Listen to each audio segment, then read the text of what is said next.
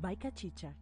Del manejo que le ha dado Trump a esta crisis, que ha sido muy criticado por todo lo que ha pasado y la cantidad de contagiados, de fallecidos, un relajo a la hora de emitir declaraciones públicas, se ha resistido a utilizar mascarillas para mandar un mensaje a la población de que se cuide, ha dado brecha aparentemente de que Trump pueda perder en noviembre. Entonces vamos a enlazar con Giovanni. Greini, ya tenemos a Giovanni. Buenos días, hermano. ¿Cuánto tiempo? Un abrazo y felices de escucharte, que estás bien. ¿Cómo está todo? Buenos días, Castillo. Buenos días a todas las personas que nos siguen a través de este gran programa mañana por Cachicha. Es para mí un honor, un placer estar aquí también, Giovanni, de tu programa. Excelente. Muchísimas gracias. Para mí siempre es un placer estar aquí y me siento como en casa porque estamos haciendo esta colaboración desde el nacimiento de este programa. Así que gracias y gracias por la invitación. Giovanni, cuéntanos a grosso modo qué está pasando en Washington hoy, tanto en la parte política de cara a noviembre, el manejo del COVID, muchas críticas a la administración Trump por esto, y ahora entonces se le suma este problema de los avispones asesinos. ¿Es esto peligroso para la gente? No, ¿qué se está hablando en Estados Unidos en este momento? Muy bien, muchísimas gracias. Estamos viviendo tiempos muy difíciles, tiempos que son sin precedentes y evidentemente se necesitan medidas drásticas. Muy a grosso modo quiero darles a ustedes algunos datos que me parecen bastante interesantes, y es que a nivel mundial hay casi 4 millones de infectados por este virus del COVID-19 y en Estados Unidos tenemos aproximadamente 1.3 millones de infectados. Eso significa que casi la mitad de estos infectados se encuentran en Estados Unidos. Es algo muy paradójico, porque no solamente es el país más rico o más poderoso económica y militarmente del mundo, pero también esto nos da una idea de cuál ha sido su capacidad de contingencia y su capacidad de mitigación de este virus. Esto también nos debe brindar a nosotros una idea de que aproximadamente gran parte de estos casos de contagio se encuentran en este país y se ha convertido en el epicentro, en el foco principal de contagios. No es China, no es Irán, es Estados Unidos en este momento, con 76,000 muertes registradas, y esto es la tercera parte de las muertes que se han dado en el mundo. Es decir, es una cifra muy alarmante cuando tenemos que en el mundo han muerto aproximadamente 270,000 personas a causa de este virus. Entonces, en este caso, pienso que teníamos que empezar esta conversación con este tema del coronavirus y cómo esta crisis sanitaria está afectando el mundo, porque esto va a tener otras implicancias que son más importantes a la hora de analizar el problema, cuando ya nos sentamos a ver cuáles son las cifras y cómo esto puede afectar a largo plazo. Entonces, Estados Unidos va a saber que en los últimos días se han registrado aproximadamente 3.3 millones de nuevas solicitudes de empleo, de ayudas semanales por desempleo. Y esto viene solamente a sumarse a otros millones que se habían registrado en las últimas 7 semanas. Esto totaliza aproximadamente 33 millones. En datos más concretos y más simples, lo que quiere decir esto es que hay aproximadamente un número de 33 millones de empleos que se han perdido a causa de esta crisis. Entonces, esto va a tener un gran impacto, un gran efecto no solamente en la economía de Estados Unidos como principal economía del mundo, pero también en la economía de los otros países. Y evidentemente nosotros que somos latinoamericanos y República Dominicana también tiene un gran aporte de las remesas, va a sufrir en este sentido como cualquier otro país, porque es una crisis que es transversal al mundo y a todas las naciones. Entonces, estamos viendo que aproximadamente el 20% de los hispanos adultos han perdido sus trabajos de manera temporal o de manera permanente.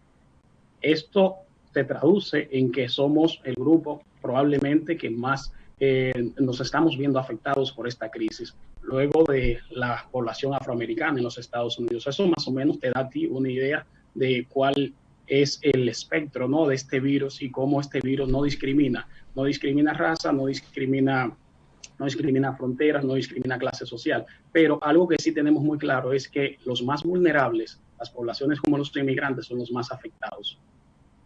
Así es, Giovanni, extraordinario. Primero, saludarte y decirle a nuestra audiencia, sobre todo a nuestros seguidores, tanto en la 91.7 La Roca como en todas las plataformas de esta empresa Cachicha, que estamos conversando con Giovanni Vicente, columnista de CNN, columnista de Infobae y un joven dominicano que abre caminos en lo profesional, en la profesión de la comunicación desde Washington, D.C. Giovanni, Muchas gracias. lo que tiene que ver con la carrera política presidencial, se realizarán las primarias demócratas siempre de manera presencial. ¿Cómo va el panorama de cara a noviembre de 2020? Pienso que es una pregunta bastante interesante y tengo que acotar en este sentido de que todavía hay mucha incertidumbre al respecto. ¿Qué quiero decir con esto? Bueno, como decía Elvin en el principio de la introducción, es importante la economía. Ese aspecto de la política en Estados Unidos es sumamente importante. Tiene un peso específico muy fuerte a la hora de los electores votar. Entonces, se decía que quizás el presidente después del impeachment tenía cierta comodidad porque había demostrado que sus bases eran fuertes y que podían superar cualquier cosa como un juicio político. Y obviamente, como decía Elvin, teníamos una tasa de desempleo sumamente baja. En los primeros meses, en enero aproximadamente del año 2020, la tasa era de un 3.3%. Esto se traduce en que era la tasa más baja en los últimos 50 años desde la guerra de Vietnam.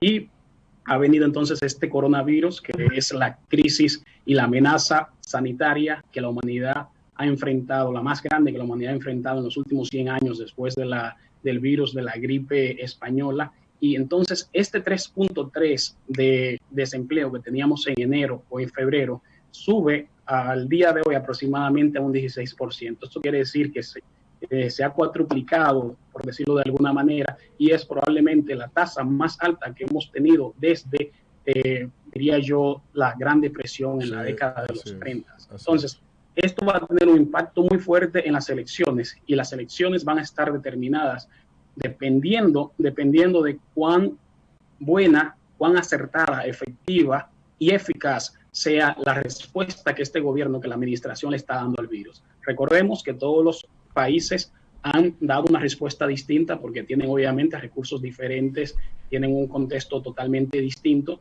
pero algunos países que llegaron temprano a la fiesta van a estar en mejor posición de salir de la crisis y reactivar su economía. Entonces, esta economía reactivada y recuperándose tendrá un impacto en las elecciones en cualquier país del mundo. ¿Qué sucede con esto? Que Estados Unidos probablemente estuvo en un proceso de negación en el principio de esta crisis, y no voy a decir negación para no entrar en especulaciones, pero estuvo en un proceso de subestimando este virus, y bueno, no actuó a tiempo, y es por eso que hoy Estados Unidos se ha convertido en el foco principal, en el epicentro de este virus, con más casos que en cualquier otro lugar, más casos que en lugares como Irán, que fueron uno de los principales focos en el principio. Entonces, Trump va a ganar las elecciones dependiendo cómo maneje esta crisis, dependiendo si saca a Estados Unidos o lo lleva a un puerto seguro de esta crisis. Hemos visto muchos errores y hemos visto otras cosas que evidentemente no se escapan de su voluntad, y que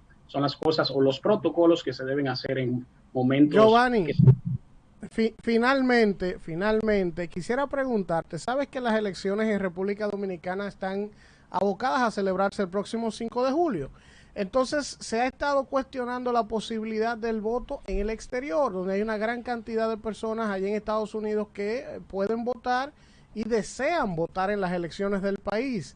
¿Has escuchado algo, si hay alguna posibilidad de que este voto se haga por correo o de manera electrónica, por lo menos solo para la diáspora? Porque la Junta ha dicho que eso va a depender de los permisos que estén dispuestos a otorgar las autoridades en los países para permitir la votación. ¿Qué has escuchado de eso?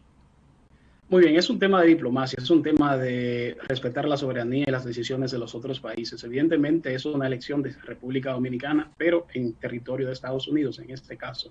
Tiene que contar con la anuencia de las autoridades locales. Y lo más importante aquí es que es un pleito, por decirlo de alguna manera, que se tiene que echar entre República Dominicana y el Departamento de Estado. Ellos tienen que dar el ok, dar la luz verde para que estas elecciones se puedan hacer. Ideas hay muchísimas. Puede ser el voto a través del correo.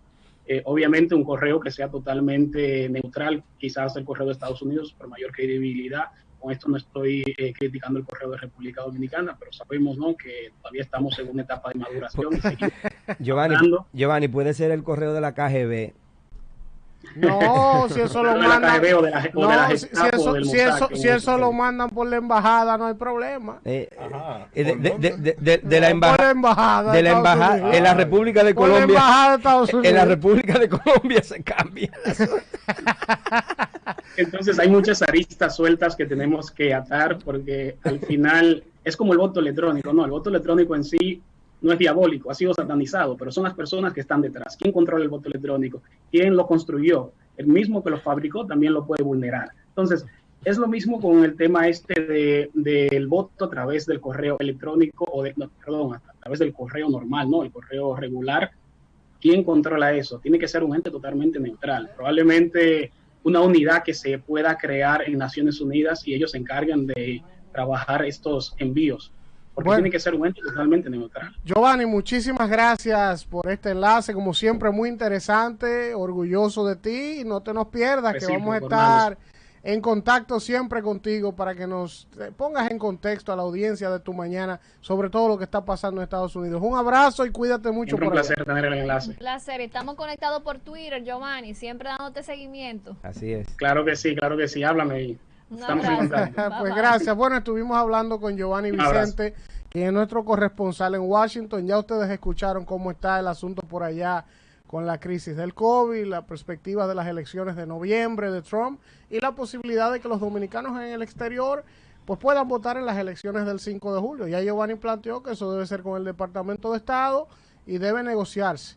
A ver qué ocurre con eso. Miren, a las 8:47 de la mañana vamos a hacer un contacto de publicidad, pero al regreso vamos a tratar, a ver si producción nos ayuda, Gloria, a hacer contacto con un regidor de Santo Domingo Norte, porque, señores, ha estallado una bomba en Santo Domingo Norte, en el ayuntamiento. De 17 regidores que hay en la sala capitular, supuestamente hay 16 infectados con COVID. Así es. Entonces vamos a tratar de contactar a un regidor. Bueno, mi hermano. Efecto Duquesa. El problema de esto es, señores, que esto genera un pánico en todas las alcaldías a partir de esta situación. Entonces esto hay que esclarecerlo. Yo quisiera que nos contactáramos con alguien de Santo Domingo Norte, porque según nos llega la información, solo se le dijo verbalmente que están que son positivos al COVID, pero no se le ha entregado un resultado de la prueba. Entonces esto también y el alcalde es complicado. El alcalde está escondido, como que en el primer trago se emborrachó. Él está en Duquesa. Señores, vamos a la pausa. Miren, estos cachividentes son terribles, muchachos. Cuando estábamos hablando con Tomás, decían algunos en las redes, dije, oye, pero ese Tomás, ¿y qué dominicano es? ¿Tú no habla español? Porque sabes que él dice que él aprendió a hablar español cuando vino aquí. Le decían algunos, pero tú no aprendió nada todavía. No, se entiende bien. Claro que se entiende bien, es un orgullo nuestro. Pero vamos a la pausa y regresamos con más después de la misma. Tu mañana. By Cachicha.